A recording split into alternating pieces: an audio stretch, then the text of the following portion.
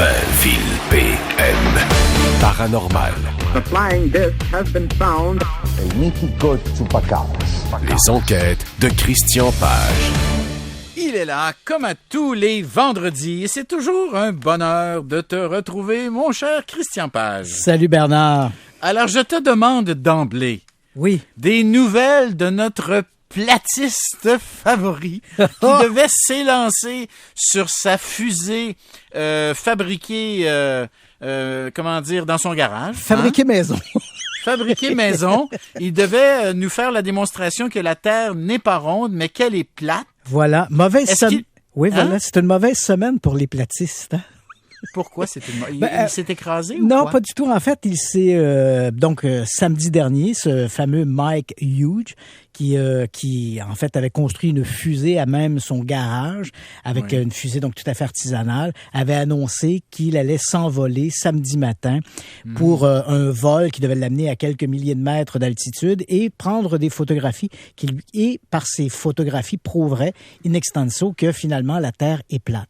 Alors notre bonhomme en question est monté dans sa fusée sur sa rampe de lancement, tout harnaché, et au moment où il a appuyé sur le démarreur, rien ne s'est produit.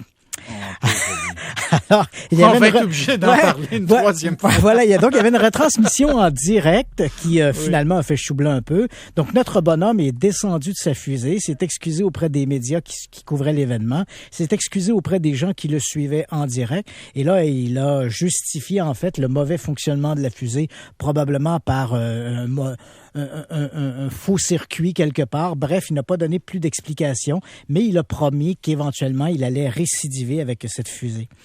Est-ce que tu as observé ça en direct? Non, pas du tout. J'avais autre chose à faire samedi matin que de regarder notre platiste. Mais quand je te dis c'est une mauvaise semaine pour les platistes, dans un premier temps, il y a ce Mike Hughes, Mad Mike, comme on l'appelle, qui a échoué dans sa tentative de prouver que la Terre était plate. Mais je te rappelle que mardi dernier, en milieu de soirée, la compagnie SpaceX, qui est dirigée par Elon Musk, ont lancé en fait une super fusée, une fusée que c'est la Falcon Heavy. En fait, c'est le deuxième plus gros lanceur de l'histoire de l'aérospatiale depuis le lancement de la fusée Saturne V, qui avait permis d'envoyer des hommes sur la Lune lors des missions Apollo. Donc, on a procédé au lancement de cette fusée avec beaucoup de succès. Et crois-le ou non, ce Elon Musk, qui est un peu extravagant, avait accroché dans la charge utile de la fusée, en fait, sur la fusée, il avait accroché rien de moins qu'une Tesla décapotable. Mais je sais, j'ai vu ça. Tu as pu voir ces images qui sont tout à fait magnifiques. Donc, la fusée s'est placée en orbite, donc prouvant que l'efficacité du lanceur. Et ensuite, la fusée a largué dans l'espace cette belle cylindrée. Et voilà qu'on avait des images sur un air de Starman de David Bowie. On avait derrière, en fond d'image, on avait la sphère de la Terre qui tournait là, sur elle-même.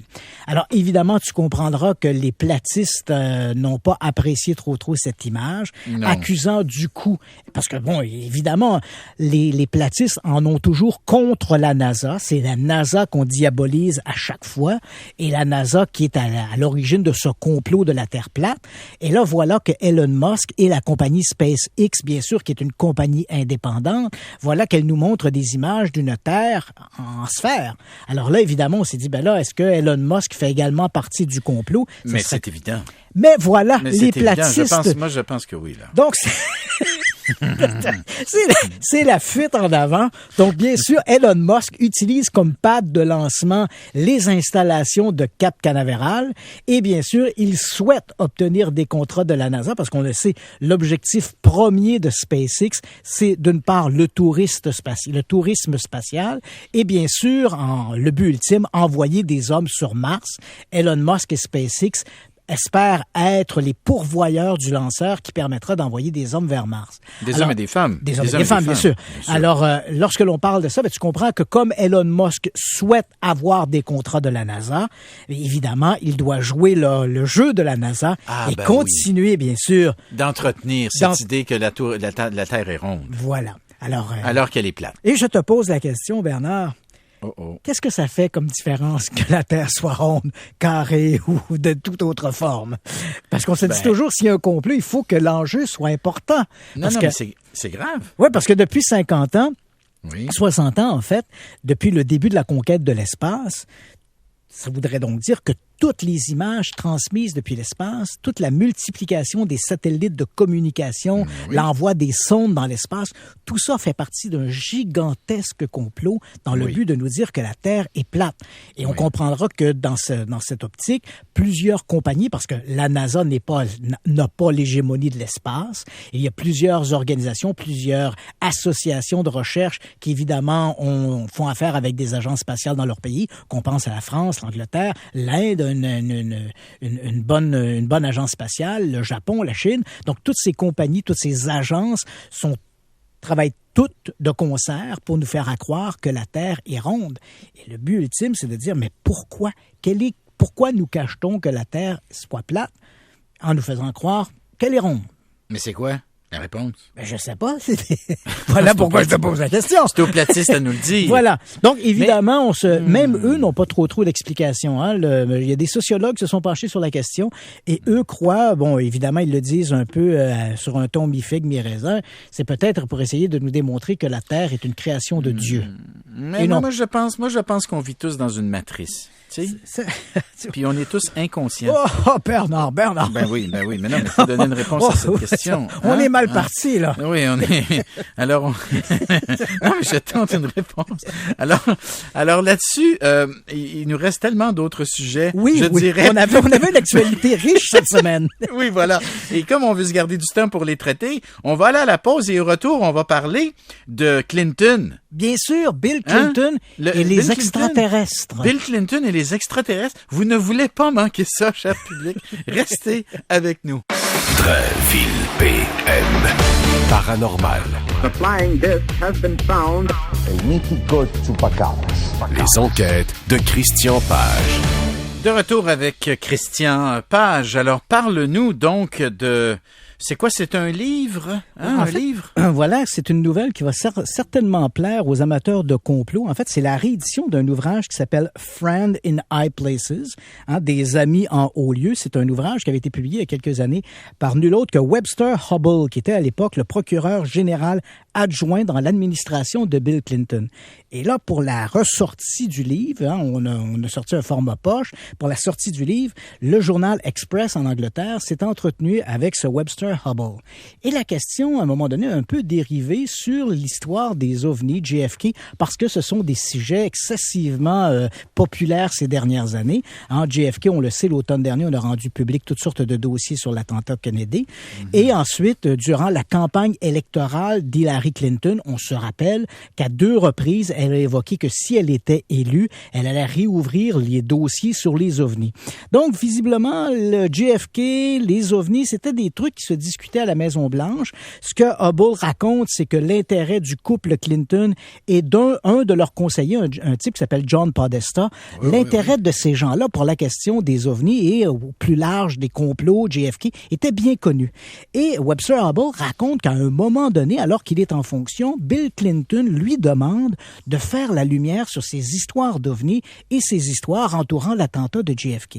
Et Hubbell raconte ouvertement à l'Express, il dit, alors que j'ai essayé de faire la lumière là-dessus, je me suis buté à un mur à chaque fois.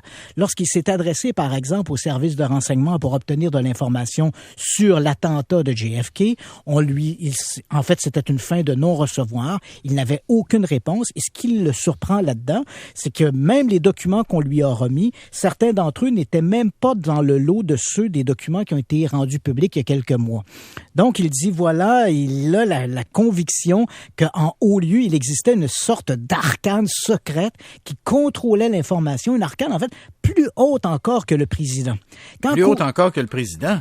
Encore plus haute que le président. Mais ça confirme mon hypothèse. On est dans une espèce de matrice. De matrice. Donc, celui qui contrôle la matrice. Oui. Et il raconte d'ailleurs pour les ovnis, il dit, je me suis adressé, par exemple, toujours à travers les services de renseignement. Sa demande a finalement atterri sur les bureaux de la CIA. Il raconte qu'à l'époque, le directeur de la CIA est un type qui s'appelait James Woolsey. Oui. Et ce James Woolsey lui a répondu, vous savez, La CIA s'est intéressée à la question des ovnis. À 2 reprises, on a eu une commission qui s'est appelée le projet Sign, un autre projet qu'on a appelé le projet Saucer. Et l'idée était de voir si les ovnis menaçaient la sécurité nationale. Et on était arrivé à la conclusion qu'il n'y avait pas d'intérêt à ce niveau-là, puisque la sécurité du territoire n'était pas menacée. Et voilà, fin de la conversation. Alors qu'on le sait, l'affaire est beaucoup plus complexe que ça.